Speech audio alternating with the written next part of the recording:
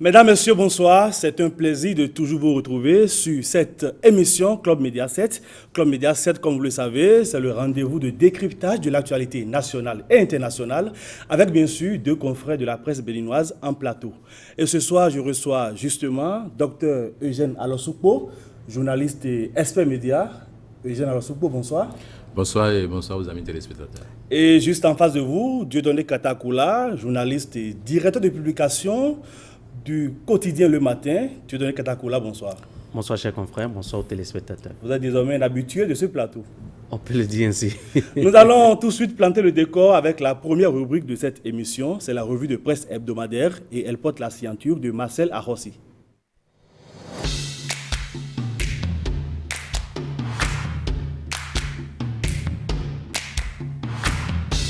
Cherté de la vie, le peuple béninois a désormais une idée claire des raisons fondamentales, la Covid-19 et la guerre russo-ukrainienne. Cependant, selon Fraternité, la surenchère et la hausse vertigineuse des prix des produits de grande consommation sont du fait des commerçants véreux et qu'apporte la tournée gouvernementale alors. Fraternité admet qu'elle permet aux populations d'être mieux informées, d'avoir l'information officielle et crédible suite aux intoxications qui pullulent sur les réseaux sociaux et alimente la polémique. Sur l'ensemble du territoire, le gouvernement a pu convaincre les populations selon la presse du jour. Les efforts du gouvernement pour atténuer les effets de la cherté de la vie sur les populations, en l'occurrence sur les populations rurales, sont inédits. Laisse lire par exemple Gaston Dossoui dans les colonnes de la presse du jour. Selon lui d'ailleurs, l'État a fait beaucoup de sacrifices avec les acteurs de la filière coton principalement pour mettre l'engrais à 14 000 francs au lieu de 22 000 francs CFA. De quoi permettre à tous les producteurs de s'en procurer afin de maintenir, sinon accroître le niveau de production. Un autre exemple, avec le potentiel, le litre de l'huile végétale raffinée sera vendu désormais à 1300 francs CFA. Cette décision émane d'un arrêté interministériel en date du 19 mai 2022. Reconnaissant le bien fondé de la tournée d'explication, les populations ont saisi l'occasion, selon le quotidien de service public, pour inviter le gouvernement à prendre les dispositions pour décourager les commerçants véreux et ceux qui se hasarderaient à écouler les intrants agricoles hors des frontières béninoises. Enquête Afrobaromètre sur l'état de la démocratie au Bénin, de probables avancées avec des problèmes mineurs. 49% des Béninois préfèrent la gouvernance démocratique que toute autre forme de gouvernance au Bénin. Pas de parti unique, pas de régime militaire ou dictatorial. C'est plutôt le résultat d'une enquête réalisée par Afrobaromètre et relayée par Vif d'Afrique. Et Fraternité, se basant sur les résultats de la même enquête, partage que les Béninois demandent plus de démocratie qu'ils n'en reçoivent. Les Béninois préfèrent la démocratie à toute autre forme de gouvernement, mais sont moins satisfaits de son fonctionnement. Organisation d'un Hajj 2022 réussi, le ministre Agbenonsi présente la teneur et déconstruit les préjugés. Vif d'Afrique l'a noté au cours d'une séance d'échange et d'information consacrée aux dispositions prises par le gouvernement dans le cadre des préparatifs du Hajj. Entre autres informations à retenir de la dite séance, quelques conditions citées par le journal. Entre autres, disposer d'un test PCR datant de moins de 72 heures avant l'embarquement, être âgé de 65 ans au plus, disposer d'un passeport biométrique, justifier la prise des doses de vaccins autorisées. Par ailleurs, 27 sociétés sont agréées par le gouvernement pour la fourniture de prestations aux candidats au pèlerinage. Irrégularité dans la passation de plusieurs marchés à Promissérité, la Criette pourrait croquer le maire Joseph Roncarin. Après les sanctions d'exclusion de la commande publique prononcées par l'autorité de régulation des marchés publics il y a quelques semaines contre certains élus de la commune d'Apromissérité, la Cour de répression des infractions économiques et du terrorisme va reprendre la main selon le potentiel dans sa parution du vendredi 20 mai 2022. À la fin de sa décision de sanction le 21 avril dernier, l'autorité de régulation des marchés publics annonçait vouloir saisir la Criette. Si beaucoup n'y croyaient pas, le potentiel affirme que ses sources contactées confirment l'effectivité de la transmission des dossiers incriminés au parquet spécial de la Criette et que des procédures pourraient être enclenchées dans les jours à venir contre l'actuel maire et son prédécesseur. Statue de l'Amazone, le monument de l'enchantement. La statue de l'Amazone de Dahomey, en cours de réalisation sur l'esplanade des Amazones, logée derrière la présidence de la République, provoque déjà l'enthousiasme du peuple béninois selon Fraternité après quelques minutes passées dans l'environnement. Fraternité raconte: la taille énorme du monument détourne facilement l'attention des passants. Le vent frais en provenance de la mer se fait sentir autant dans les narines que sur la peau. Certains usagers freinent ou conduisent lentement leur moto une fois à la hauteur de la clôture qui entoure la statue. Quelques passagers, surtout les conducteurs de taxi, ne s'empêchent pas de jeter un coup d'œil. Finissons avec la revue de quelques grands titres de la semaine. La nouvelle génération législative du 8 janvier 2023, la conférence épiscopale du Bénin prêche pour l'intérêt suprême de la nation. Le matinal, leadership de l'opposition à l'issue des législatives du 8 janvier 2023, les démocrates et la FCBE, l'inévitable guerre. Le grand regard, fixation du prix de l'huile végétale au Bénin, Shadia Assouman traite le mal à la surface.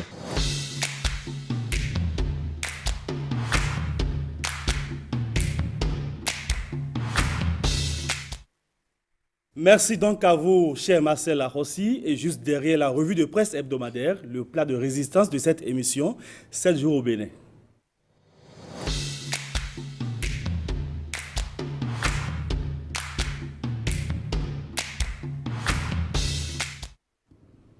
Dieudonné Katakula, une semaine durant, différentes délégations gouvernementales sont allées au contact des populations pour leur expliquer un peu les causes de la cherté actuelle de la vie et leur exposer surtout les mesures d'atténuation prises par le gouvernement. Vous étiez sur le terrain, tout comme moi d'ailleurs, en tant que journaliste peut-être. Voilà.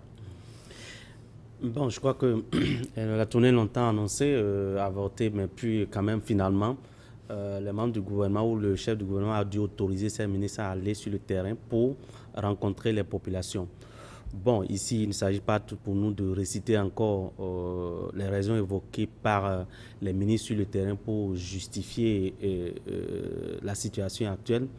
Je voudrais d'abord qu'on réponde à certaines questions que les gens se posent peut-être. Est-ce que c'est opportun que le gouvernement se déploie sur le terrain pour essayer d'aller à la rencontre des populations et essayer de leur expliquer pourquoi la vie est chère? Et comme le disent certains, que des gens qui sont bien vont à la rencontre des gens qui vivent mal pour leur expliquer pourquoi ils vivent mal. Je crois que c'est ça qui a alimenté la polémique et qui suscite peut-être l'intérêt du sujet pour aussi votre émission. Je crois que ce gouvernement a été longtemps tassé d'un gouvernement qui n'aime pas communiquer. Un gouvernement qui fait des choses, mais qui ne communique pas assez, d'après ce qu'on a dit, d'après ce qu'on entend souvent. Et donc, pour une fois, le gouvernement a décidé d'aller sur le terrain, de ne pas seulement se contenter d'envoyer des communiqués ou de participer à des émissions médias seulement, mais plutôt d'envoyer les gens sur le terrain pour qu'on puisse rencontrer les forces vives des localités et leur expliquer d'une part que la situation actuelle est une conjoncture qui ne frappe pas seulement le Bénin, mais qui est une crise générale, mais aussi beaucoup plus, parce que c'est pas ce que les gens veulent entendre, mais beaucoup plus expliquer que si le gouvernement n'avait pas agi en amont, en subventionnant des produits, en prenant des mesures d'anticipation par rapport à certaines choses, que la situation aurait été pire pour les populations. Et donc je crois que c'est peut-être cela qui a motivé que les ministres aillent sur le terrain et de dérouler l'argumentaire qui sont allés servir aux populations. Eugène Alassoupo, alors dites-nous, quel sens revêt pour vous cet exercice pédagogique de l'exécutif? C'est un exercice qui se révèle comme un devoir pour tout responsable. Lorsque, face à certaines situations, vous êtes obligé de prendre des mesures, il est de bon ton d'aller l'expliquer aux populations. Maintenant, le gouvernement peut décider d'opter pour plusieurs autres moyens, le communiqué ou les émissions, etc. Ils ont décidé, les membres du gouvernement, d'aller sur le terrain au contact des populations qui vivent ces difficultés. Des difficultés nées de la cherté de la vie. Expliquer, j'ai écouter des ministres, des cadres dans les ministères, des préfets, expliquer aux populations pourquoi il y a une cherté des produits de première nécessité. Et ce qui a retenu mon attention, c'est l'engouement des populations à ces occasions-là. Il y a eu suffisamment de personnes qui étaient présentes à ces séances. Il faut le signaler que c'est sur l'étendue du territoire national, sur toute l'étendue du territoire national. Et chaque ministre avait occupé son fief, entre griffes. J'en ai vu qui même ont été au-delà de ce qui doit être fait, parce qu'ils n'ont pas certainement l'habitude de nouer ce contact régulier avec les populations. Et il y a des populations qui se sont exprimées et qui ont dit même qu'il serait utile à elles que les membres du gouvernement, les dirigeants viennent expliquer ce qui se passe à l'intérieur du pays. Tout le monde pratiquement a participé à ces séances en tant que membre du gouvernement, les ministres d'État et les autres. Encore que le ministre de l'Intérieur, en plus des arguments, les deux arguments primaires évoqués, a ajouté l'argument du djihadisme qui aussi a concouru à l'instabilité des prix, etc., parce que les deux arguments principaux, c'est la Covid-19 et c'est la guerre Ukraine-Russie. Je crois que j'ai retenu la leçon que j'ai suivie sur les radios et les télévisions. Donc il y a cette question d'insécurité aussi qui a dominé les débats. Et je pense que si c'est un exercice à reprendre, le gouvernement a certainement tiré les conclusions de cette tournée-là. Et si c'est à rééditer, ils vont le faire, ou c'est à changer, c'est à eux de décider au vu des résultats obtenus. Dieudonné Katakula, le terrorisme, comme l'évoquait Eugène Alosopo, qui fait justement que les pays limitrophes, les pays voisins, sont obligés de venir nous dépouiller pratiquement de nos productions vivrières. Oui, les pays limitrophes ont des problèmes parce que les djihadistes sont installés dans certains de ces pays. Et quand les djihadistes s'installent, ils chassent les populations de leur village, ils chassent, ils contrôlent des zones. Et donc, lorsque les zones sont contrôlées, il y a parfois des combats. Les populations ne peuvent plus cultiver, les populations ne peuvent plus s'occuper des pâturages.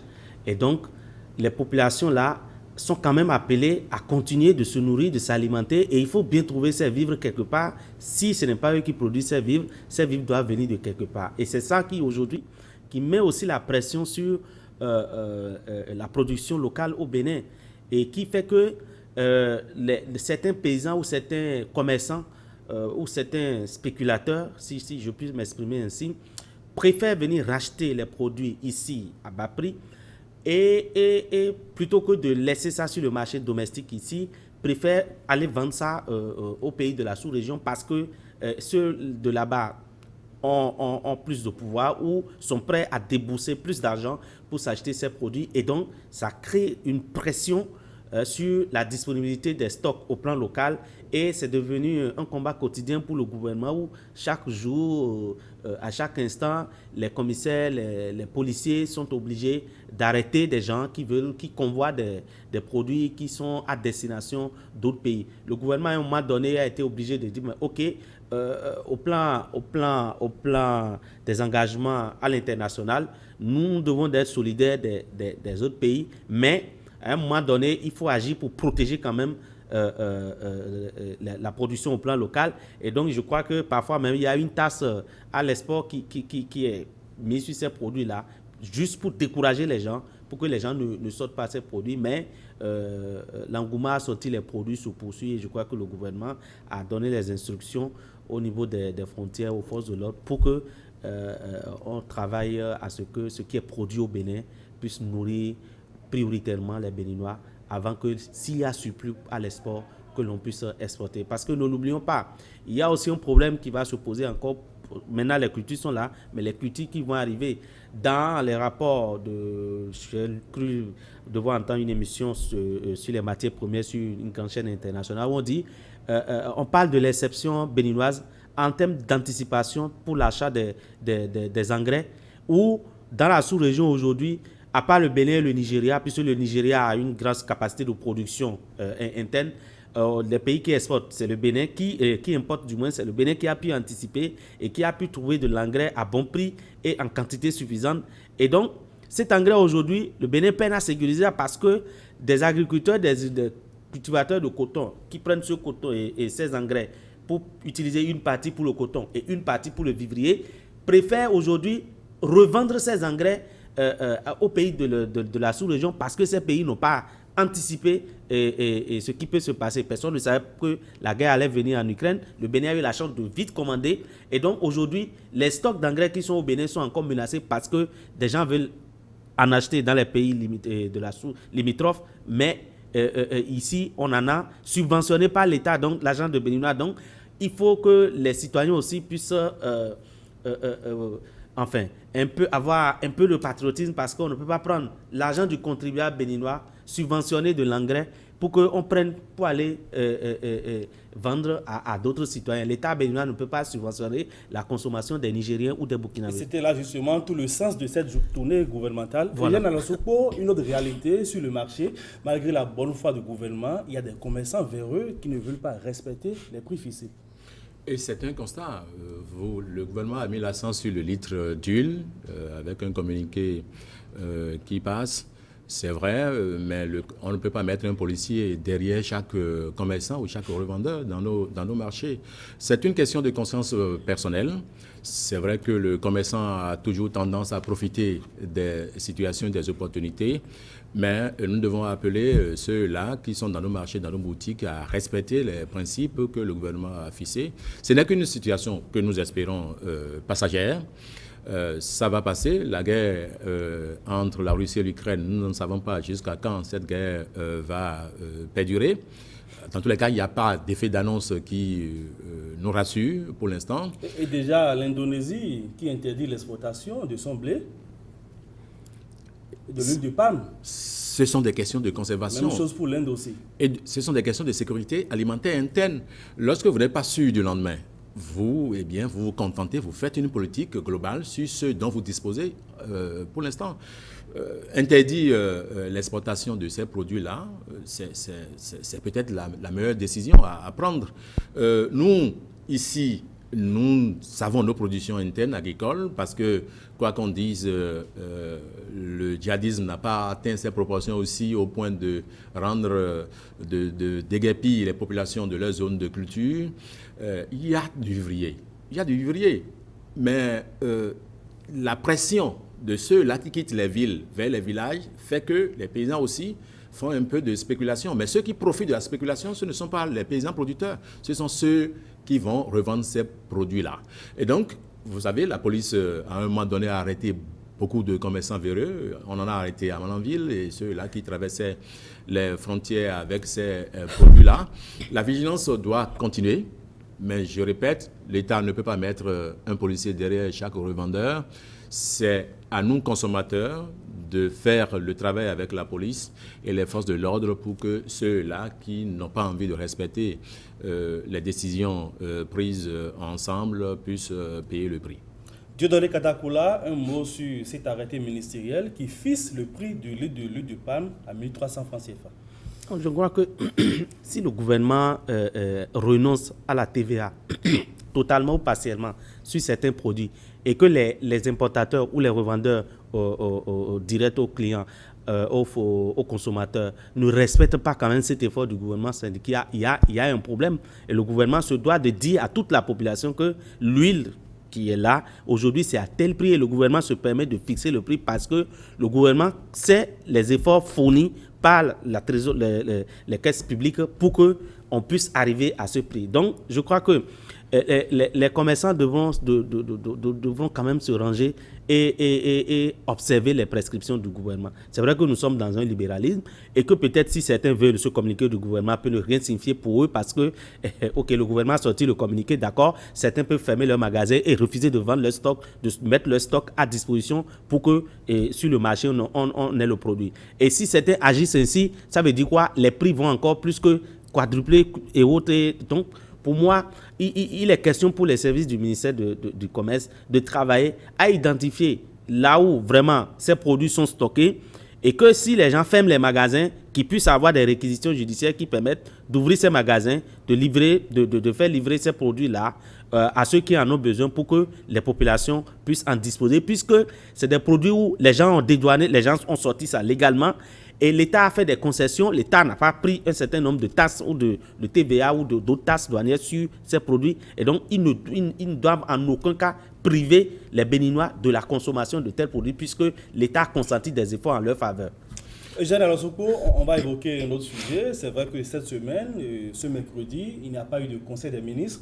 Mais on va revenir un peu sur l'une des décisions issues du dernier conseil des ministres. Il s'agit de la création annoncée d'une cour spéciale dédiée aux affaires foncières. C'est une cour qui est la bienvenue au vu de l'intensité des conflits domaniaux et fonciers dans nos communes. Il y a des communes qui ne servent pas de bons exemples. Par exemple, la commune d'Abou-Ben-Calavi, tout le monde sait ce qui s'y passe. Il y a beaucoup d'autorités qui ont géré cette commune-là et qui... C'est le siège de la mafia foncière. Le siège. Vous avez, par exemple, Ouida aussi. Baou et environ, ce sont des localités où la mafia foncière est assise. Donc, une cour de cette dénomination-là pourra aider à régler progressivement. S'il n'y a qu'une cour qui n'est dédiée qu'à ça, eh bien, parce que, comprenez que nos juges qui traitent de ces affaires dans les tribunaux de droit commun n'ont pas que ça à faire. Il y a d'autres dossiers qui pourrait paraître plus important. Donc, une cour foncière, ça vient régler un problème essentiel. Vous avez des personnes qui ont acheté leur domaine depuis 30-40 ans, qui sont admises à la retraite. Et c'est à cet instant précis qu'un individu se lève pour se réclamer propriétaire de ce domaine-là. Il y en a qui sont devenus locataires après et qui n'ont plus de biens. Alors que on pouvait, s'il y avait une cour comme ça, on pourrait accélérer les procédures, quitte à avoir qui était propriétaire, qui ne l'est pas. Il y a beaucoup de problèmes que nous pouvons régler avec cette cour-là. Et le souhait, c'est que ça ne soit pas seulement au niveau de... que ne soit pas seulement une seule cour. On peut en créer 2, on peut en créer 3. Ceux-là qui sont dans la mafia foncière en profitent abondamment, donc n'ont pas envie de mettre un coup de frein à leur option. Vous savez, c'est des conflits qui parfois concernent des hectares, des dizaines d'hectares. Et parfois, si ça commence, vous allez au tribunal pendant au moins 5-10 ans. Oui. C'est compliqué. Alors, Dieudonné Katakoula, un nouvel instrument juridique pour mieux juguler la mafia foncière au Bénin. C'est bien trouvé, une cour spéciale. Et si vous voyez, avant l'avènement du président Patrice Talon, il y avait eu dans le temps, je rappelle pêle-mêle, les dossiers des 70 milliards au feu général Mathieu Kérékou. Et dans ce pays, vous voyez même des ONG qui disent qu'ils luttent contre l'impunité, alors qu'on n'a pas besoin de lutter contre l'impunité, il faut punir. Lorsqu'on a mis en place la Cour de répression des infractions économiques et du terrorisme, la CRIET aujourd'hui, la CRIET donne des résultats. La CRIET permet aujourd'hui à un gouvernement qui a la volonté de lutter efficacement contre la corruption. Et donc, pour aller dans ce sens, la mise en place d'une cour spéciale pour gérer les contentieux dans le domaine du foncier me paraît, moi, la bienvenue. Mais pour moi, il faut aller au-delà. Il faut aller au-delà et avoir une approche holistique dans la gestion de cette affaire foncière. Pourquoi? Il faut revoir les terres selon moi. Aujourd'hui, qui a droit à quelle terre? Ceux qui ont hérité des parents, le droit coutumier sur la terre. Il y a des gens qui aujourd'hui sont propriétaires de domaines, d'hectares, de milliers d'hectares, mais qui n'ont aucun papier pour justifier. Comment on fait pour délivrer de papier à tous ceux-là? Les domaines qui parfois sont là, on pense que ça n'appartient à personne, peut-être on se dit c'est pour l'État. Un jour, quelqu'un se lève et ça n'accapare. Quels sont les domaines de l'État et autres là? Aujourd'hui, vous voyez, on va quitter les zones urbaines pour aller dans le rural. Le foncier rural aujourd'hui, qu'est-ce que c'est? Ou lorsque vous allez chez moi, par exemple, vers Agouna là-bas, où un individu peut se lever et acheter des centaines d'hectares. Et on vend des terres Et vous trouvez même des autorités locales, des CA, des autres, qui signent des papiers, qui vendent des terres sans réfléchir. Et même les réserves administratives sont bradées. Les gens vendent des terres au point où on a parlé tout à l'heure de l'agriculture et de la pénurie alimentaire. Les gens vendent les terres à telle enseigne qu'à un moment donné, dans certains villages, les gens ne peuvent plus produire. Pourquoi?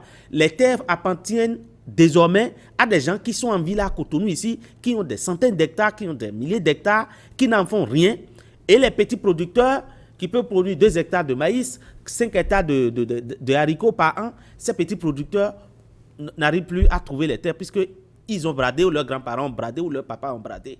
Ils n'ont plus rien. Parfois, les gens sont obligés de venir. Donc, c'est une question très difficile que pour moi, la mise en place seule d'une cour ne peut pas permettre de régler, mais la mise en place de la cour permet déjà de limiter les casses de la mafia foncière dont on parle, une mafia foncière dans laquelle beaucoup de gens sont impliqués. Vous vous souvenez, dans les années, fin des années 90, dans les années 2000, il a évoqué les cas où les gens viennent toujours avec des décisions de justice, avec devant des huissiers. Il y en a un dont tout le monde connaît le nom, mais on n'appelle jamais son nom parce que vous pouvez être esté en justice automatiquement.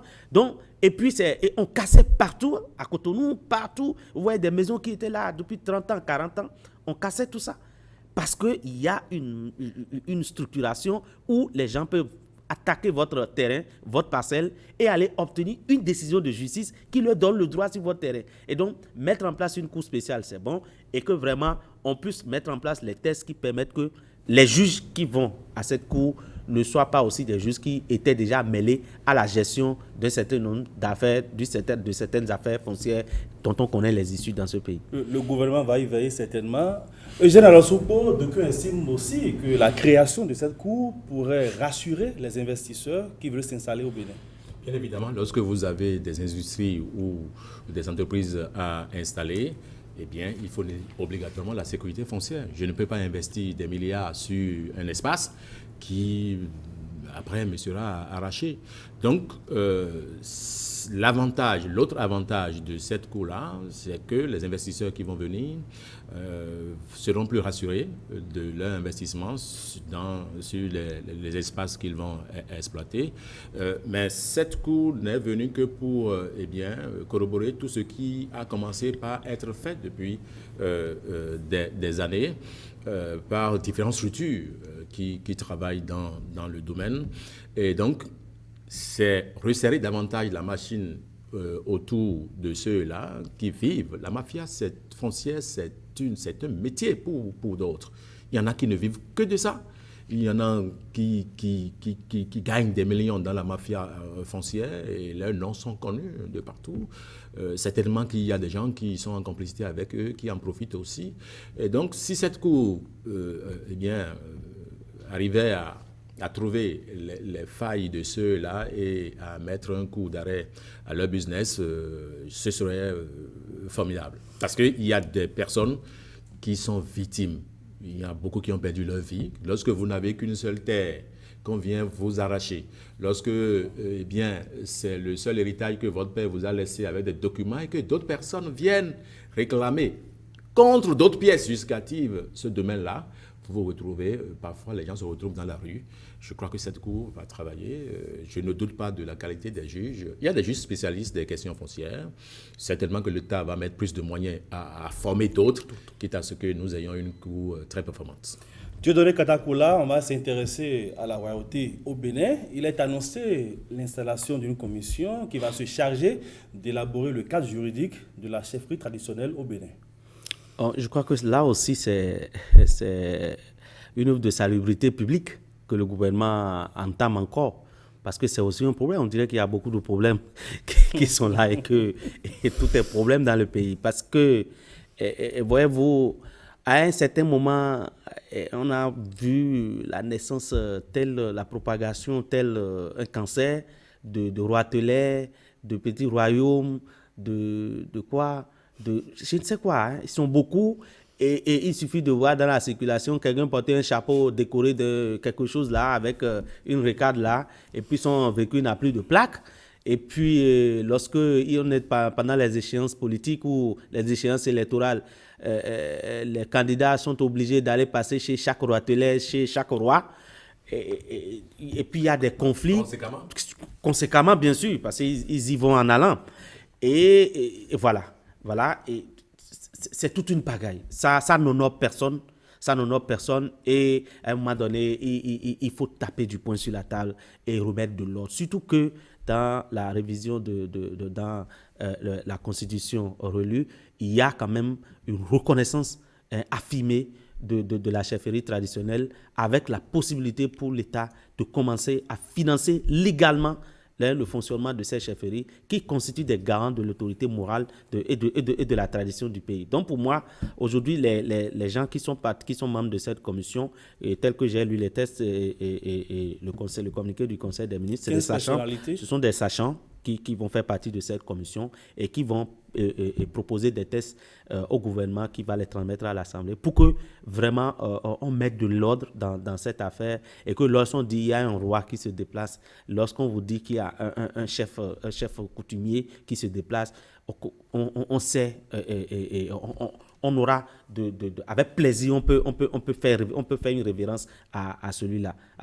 Où on confond aujourd'hui, quand vous allez même sur le plateau d'Abomey, on confond le roi, on confond les DAR, on confond les chefs de collectivité. Tout ça. Le travail de cette commission va permettre désormais de mieux opérer le distinguo entre Dada, chef collectivité, chef traditionnel, les griseurs, les Rounons et tout. Non, c'est une œuvre salutaire. Il est utile aujourd'hui de dire qui est roi, qui ne l'est pas, qui est chef de famille, qui est chef divinité, qui est vigan, qui est ça là. Non, parce que tout ça là, c'est confondu. Il y a des royaumes, quoi qu'on dise, qui sont connus, qu'on nous a enseignés au primaire, au secondaire, etc., etc. Ça, c'est indéniable. Il n'y a aucune étude qui viendra les dissoudre sur papier. Mais il y a une pagaille visible. Il y a beaucoup de guérisseurs qui sont devenus, qu'on appelle rois à tort. Il y a beaucoup de chefs de famille qui sont devenus à tort des rois, puisque ces personnes-là, généralement, ont un peu de moyens financiers. Ils trouvent toujours des ascenseurs, ceux-là qui vont leur servir de mâche-pied et qui sont à leur service. Il faut que nous puissions faire maintenant le distinguo total de ce que un roi est un roi, un guérisseur est un guérisseur, etc. Ça ne sera pas facile. Vous savez, c'est un milieu très agité, pour utiliser cet expression-là. On compte quand même sur ces sachants-là. Oui, il s'agit de 15 personnalités qui ont des connaissances et compétences avérées. Il y aura des géographes, des sociologues, des historiens. Non, je ne doute aucunement des compétences de ceux-là chargés de faire le travail que le gouvernement leur a confié. C'est un travail important à partir du moment où ceux-là, le roi ou d'autres personnes qui ont des valeurs traditionnelles, ont une considération morale dans nos localités. Parfois, on préfère aller chez ceux-là que d'aller au commissariat. Parfois, on préfère aller chez ceux-là que d'aller convoquer son beau-frère ou sa belle-sœur quelque part. Il y a une autorité morale qu'il faut rétablir. Parlant justement d'autorité morale, Dieudonné Katakoula, les têtes couronnées sont désormais interdites aux activités et rencontres politiques aussi. Oui, c'est ce que je disais. Il y avait une pagaille. Vous savez, il a dit tout à l'heure, je l'ai dit, que ce sont des gens qui incarnent une certaine autorité morale et qui se constituent des recours pour tout le monde en cas de conflit entre les enfants de la famille, les enfants de la communauté, les enfants de la royauté. Lorsque ces rois sont partisans, lorsque ces rois commencent à supporter une partie contre une autre, parce que ce roi supporte une partie, tel fils du village ou de la localité ne peut pas venir au village, ne peut pas venir dans la localité sous une autre bannière. Ça pose problème. Ça pose problème. Secondo, on ne veut plus les voir aux activités politiques. Parfois, les gens les invitent et les utilisent comme des garnitures ou des faire-valoir à leurs activités politiques. On les appelle, ils viennent. Bon, on dit oui, on va avoir la bénédiction des rois, c'est pour 3 minutes. L'activité dure 2 heures de temps. Ils restent sous les bâches au soleil et après ils rentrent. Mais ils ont leur commission avant ou après. Et donc, ça devient un business et qui n'honorent personne, qui les dévalorisent à la limite. Et donc, pour moi, il faut réellement qu'on puisse revoir la chose pour que le respect, la solennité, que le déplacement de ces chefs incarne et toute la déférence qu'on doit avoir lorsque ces genres de personnalités se déplacent, que l'on puisse retrouver ça. Et non ce qu'on voit aujourd'hui où, à des manifestations données, des gens sont amenés à dire « pousse là-bas pour que je m'assoie quand même ». Et on dit... Qui a besoin du pape sera en Rome. Intéressons-nous à présent Il n'est pas interdit à un homme politique d'aller voir un roi dans son palais. Mais lorsque le roi doit s'exposer à la place publique et prendre parfois position publiquement, ça crée un problème de... C'est un souci moral. Voilà, nous allons nous intéresser à présent à l'actualité hors de nos frontières et c'est dans Interactu.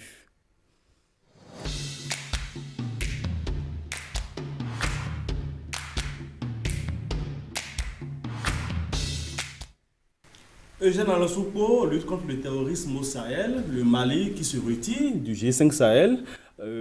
Et pour cause, il y a une conférence des États membres qui devrait se tenir à Bamako afin d'investir et de consacrer le Mali à la tête de l'organisation, ce qui, juste là, n'a pas été fait. Vous avez parlé du G5 Sahel. Le G5 Sahel, c'est un cadre institutionnel de coordination et de coopération en matière de développement de politique de sécurité à partir du moment où on a constaté qu'il y a un déficit sécuritaire dans les 5 pays qui en étaient membres. Si on considère que le Mali est vraiment parti... On va rappeler rapidement les 5 pays. C'est le Tchad, voilà. C'est le Niger, c'est le Mali et le Burkina Faso et la Mauritanie. Voilà. Ce sont ces 5 pays-là qui... ont des frontières, chaque pays a des frontières avec l'autre. Et c'est sur cette base-là, sur ce déficit-là sécuritaire que le G5 Sahel a été mis sur pied en 2014. Mais il faut remarquer que depuis peu, le Mali, qui est au centre des attentions dans cette organisation-là, a décidé de s'affranchir de la couverture diplomatique sécuritaire de la France, qui est le principal bailleur ou l'un des principaux bailleurs du G5 Sahel. Donc, à partir de là, tout ce qui se passe aujourd'hui ne doit pas surprendre. C'est de la politique personnelle. J'ai entendu le ministre des Affaires étrangères du Mali se justifier. Ils ont estimé que la réunion doit se tenir à Bamako et que Bamako doit prendre la présidence du G5 Sahel. La junte au pouvoir n'est pas un gouvernement légitime. Vous savez, c'est le langage qui ne nous avance pas. C'est le langage qui ne nous avance pas. Vous avez aujourd'hui au Mali un monsieur qui s'appelle Assimi Goïta, qui est un militaire qui gère le pays. Je ne me soucie pas de comment il a pris le pouvoir. Mais pour l'instant, vous allez au Mali, c'est lui. La CEDEAO a réagi de la manière la plus prompte et sévère possible en prenant des sanctions. C'est évident. Mais pour l'instant, Assimi Goïta estime qu'en plus, même si les questions démocratiques sont prioritaires, ce qui est important, c'est la sécurisation du pays. Et le G5 Sahel répond de cette logique de sécurisation. Lorsque vous prenez le Mali, sa position géographique est critique dans la zone, dans le fonctionnement du G5 Sahel. Lorsque le Mali, vous avez plus au nord, quand vous voyez la géographie du G5 Sahel, vous avez plus au nord le Mali. En dessous du Mali, vous avez le Burkina Faso. À la droite, vous avez le Niger. À l'extrême droite, vous avez le Tchad. Et à gauche, vous avez la Mauritanie. Si le Mali n'arrive pas à maîtriser, ce qui est difficile depuis longtemps avec le G5 Sahel, les percées djihadistes dans cette région, les 4 pays ne sont pas sécurisés. Donc, quand bien même les 4 pays vont demeurer, et si le Mali ne développe pas une politique sereine de sécurité à l'intérieur, on n'aura pas trouvé la solution. Maintenant, il est un secret de polichinelle que le Mali coopère avec la Russie sur le plan sécuritaire. Dieudonné Katakoula, une certaine opinion estime que le Mali se laisserait instrumentaliser par une certaine puissance étrangère, la Russie, pour ne pas la nommer. Non, mais appelons les choses par leur nom. Les Maliens, aujourd'hui, se retrouvent dans une situation où les gens n'ont pas dit, les gens l'ont mis, enfin, devant le fait accompli. Voilà. Parce que les Maliens se devaient de prendre une telle décision de se retirer du G5 Sahel parce que c'est une présidence tournante et lorsqu'on organise la cérémonie dans un pays, c'est cet État qui hérite de la présidence pour la période. Et donc, si vous ne vouliez pas que le Mali hérite de la présidence, sortez un communiqué pour dire oui, nous ne voulons pas que le Mali hérite de la présidence parce que le Mali est mis au banc de la communauté internationale par la CEDEAO et par l'ONU et autres. Mais ils n'ont rien dit, la réunion n'a jamais été organisée et on observe comme ça. Donc ça veut dire quoi? Les autres États n'ont pas su bien coopérer, bien négocier avec le Mali. Et donc le Mali n'avait d'autre choix que de se retirer. Or, le G5 Sahel sans le Mali, c'est comme une coquille vide. Le Mali est l'épicentre même de l'action du G5 Sahel et tout a commencé même quand le Mali a été attaqué et donc c'est autour du Mali que s'est construit le G5 Sahel. Les autres pays qui font partie du G5 Sahel aujourd'hui obéissent peut-être à la CEDEAO, mais je ne crois pas puisque la CEDEAO n'a pas demandé qu'on retire le Mali du G5 Sahel et donc peut-être c'est les premiers bailleurs du G5 Sahel, ça va l'Union européenne et la France, peut-être qui, sous la pression de ces deux bailleurs, peut-être les autres pays n'ont pas voulu aller mettre le Mali à la tête comme dirigeant du moins du G5 Sahel, parce que si le Mali prend la tête du G5 Sahel, le Mali n'étant pas en odeur de sainteté avec les principaux bailleurs, les dirigeants maliens ne pourront pas se rendre dans ces pays pour aller parler du G5 Sahel avec les autres dirigeants, avec les bailleurs. Donc c'est pour ça qu'il dit que le Mali se retrouve de fait devant une situation et peut-être que même pour permettre au G5 Sahel de continuer à vivre en tant qu'institution embryonnaire, le retrait même du Mali est une très bonne chose pour l'institution parce que si le Mali prenait peut-être la tête, la France, l'Union européenne pourrait refuser d'avoir comme interlocuteur direct des dirigeants maliens avec lesquels ils ne sont pas en odeur de sainteté. Maintenant, certains disent qu'ils sont instrumentalisés par leur nouveau protecteur russe, le groupe Wagner, qu'à cela ne tienne. Mais pour moi, les autres membres du G5 Sahel n'ont pas été sincères avec les Maliens et les ont poussés à prendre cette décision-là. Toujours à l'international, Eugène Alossoupo, en France, après sa réélection, Emmanuel Macron a procédé à la nomination d'un nouveau Premier ministre. Cette fois-ci, c'est une femme, Elisabeth Borne, qui succède à Jean Castex, qui a démissionné. C'est la deuxième fois qu'une femme occupe ce poste sous la Ve République, après Edith Cresson.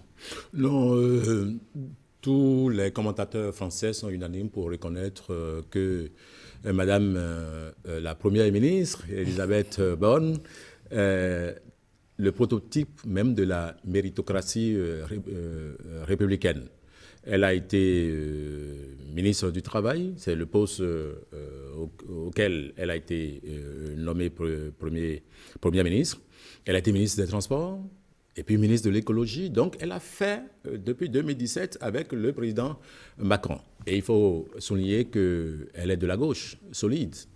Donc c'est une femme de grande capacité, reconnue par tous, seulement qu'il faut craindre après les législatives, si la gauche arrivait à être majoritaire aux prochaines législatives, sa durée sera peut-être éphémère parce qu'il faudra nommer un autre Premier ministre et Mélenchon ne cracherait pas là-dessus parce qu'il a été clair, il a envie d'être Premier ministre de la France pour proposer une autre alternative aux Français. Maintenant, s'il arrivait que les Macroniens aient la majorité aux prochaines élections législatives, elle aura tout le temps, elle aura la possibilité de développer la politique de Macron et sa politique personnelle avec une priorité sur l'écologie. Et le président Macron l'a précisé que l'écologie est une priorité pour ce mandat présidentiel. Tu as donné Katakula, que peut-on espérer de l'ingénieure de 61 ans, Elisabeth Borne? Que peut-on espérer? Je crois que le président Macron sait ce qu'il espère de Elisabeth Borne.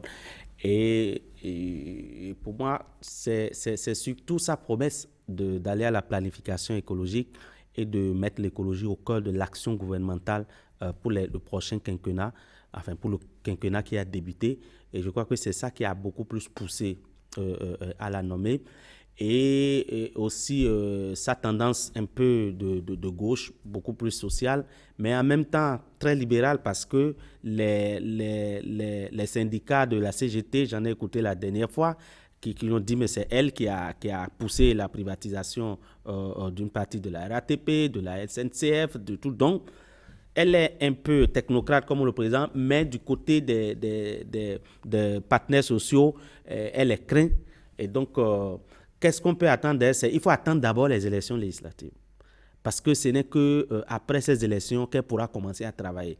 Et donc, l'équipe qui va être communiquée, enfin, qui a été, on a malheureusement tout maintenant, l'équipe qui sera mise en place maintenant est appelée à aller au combat. À aller au combat des élections législatives pour mériter de continuer à rester sur place.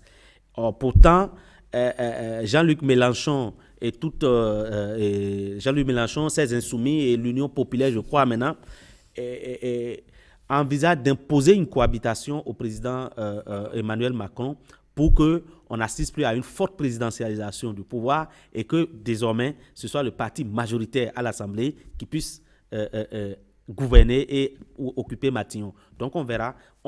Elisabeth Borne aujourd'hui ne pense pas à l'heure où nous parlons aux résultats qu'elle peut avoir. Son premier défi, je ne sais pas si c'est elle qu'on dit de technocrate qui n'est pas trop au charbon politiquement, qui va conduire et mener la bataille des législatives comme Édouard Philippe l'a fait à l'arrivée d'Emmanuel Macron, mais c'est déjà le premier combat qu'il faut gagner si tant est qu'elle veut avoir le temps de déployer la politique qu'elle souhaite ou que le président veut qu'elle développe.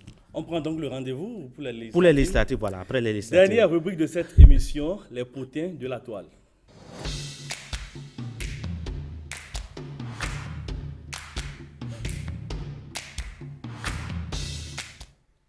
Comme vous le savez, les potins de la toile s'intéressent au chou gras des internautes et cette semaine, c'est la statue de l'Amazone située au bord du boulevard de la Marina qui fait le buzz. Eugène Arasoukou.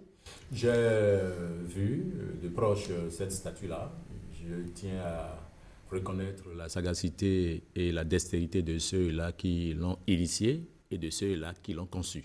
C'est majestueux. C'est beau, c'est beau. Je ne sais pas qui l'a fait, mais je crois qu'en matière d'art, je crois que c'est expressif. Ça participe à la politique touristique et culturelle que le Bénin a décidé d'adopter depuis peu. Il y a des sites, des musées qui sont en construction un peu partout dans le pays. Je crois qu'il est important de réveiller l'histoire nationale par de ces œuvres qui marquent l'histoire et qui enseignent le passé aux générations futures. Dieudonné Katakula, majestueuse et impériale, l'Amazone suscite beaucoup d'admiration. Imposante, jolie, qui témoigne des ambitions que nous avons pour ce pays, que les dirigeants actuels ont pour ce pays, et de la grandeur de notre histoire. Vous savez, quand vous allez à Dakar, vous avez envie d'aller au monument de la Renaissance africaine. C'est plus géant, d'accord? Et vous avez envie d'y aller. Et quand vous tombez à Dakar, vous avez envie. Aujourd'hui, lorsque quelqu'un met pied au Bénin, il aura envie d'aller voir, d'aller à la place des Amazones, d'aller voir la statue des Amazones. C'est beau. Et personnellement, je tiens à féliciter ceux qui ont eu l'idée, ceux qui ont travaillé pour la concrétisation de cette idée et qu'importe l'argent qu'on a mis pour pouvoir réaliser cette statue majestueuse, qu'importe ce que ça coûte, j'ai dit, s'il faut le faire, s'il faut le répéter, moi j'encourage à répéter ce genre de choses. Pourquoi pas à Bomé avoir quelque chose, à Parakou avoir quelque chose de majestueux comme ça, pas forcément des statues comme ça, mais de grands monuments qui parlent de notre histoire et qui renvoient tout le monde à notre histoire sans qu'on ait à beaucoup parler, sans qu'on ait à beaucoup fait de discours. Et lorsque désormais les gens veulent éditer des cartes postales du Bénin, ces genres de statues, ces genres de monuments vont toujours se retrouver sur les cartes postales, dans les génériques de toutes les télévisions, dans les génériques de tout ce qui veut parler du Bénin. Et je crois que c'est majestueux et respect et chapeau pour les artistes. Eugène Arasoukou, pas de polémique à faire, ce n'est point la statue de la reine Tassi Rangwe, c'est bel et bien la statue d'une Amazone. C'est clair, c'est net. Et ces dames, ces vaillantes dames-là, l'histoire nous enseigne qu'elles ont été d'un grand concours pour le roi Béhanzin et d'autres rois qui ont travaillé pour l'élargissement du royaume d'Abomey et pour la conquête d'autres territoires. Et donc, la démarcation est nette. Tassi Rangwe, c'est une autre histoire, mais l'histoire des Amazones en est une autre. Alors, vous y voyez aussi le symbole de l'identité visuelle du Bénin, désormais? Totalement. Vous savez, il a cité le cas de Dakar, mais il y a d'autres pays dans lesquels vous avez de ces personnalités qui ont marqué l'histoire, qui sont révélées au grand jour par des statues. Vous savez, on n'a pas toujours... Parfois, c'est plus expressif que ce qui est contenu dans les livres que nous lisons, encore que nous ne les lisons pas assez. Lorsque quelqu'un vient ici, il doit poser des questions sur ce qu'est cette statue. Quel est le sens de cette statue-là? C'est plus simple que d'aller lire dans un ouvrage. Je ne dis pas que les ouvrages sont inutiles, mais à certaines occasions, c'est plus rapide et puis on saisit plus vite. Terminus pour Club Média 7 de ce jour. Je le rappelle, j'ai reçu Dieudonné Katakola, directeur de publication du journal Le Matin. Merci. Et avec nous également, c'était Eugène Alosoupo, journaliste et expert média. Merci d'avoir été des nôtres. Ce fut un plaisir. Chers amis téléspectateurs, merci également de nous avoir suivis et mes remerciements également à toute l'équipe de préparation et de production de cette émission. Club Média 7, c'est tous les dimanches à 18h sur la télévision nationale. La rediffusion, c'est pour les mardis à 22h30. À bientôt. Merci à vous.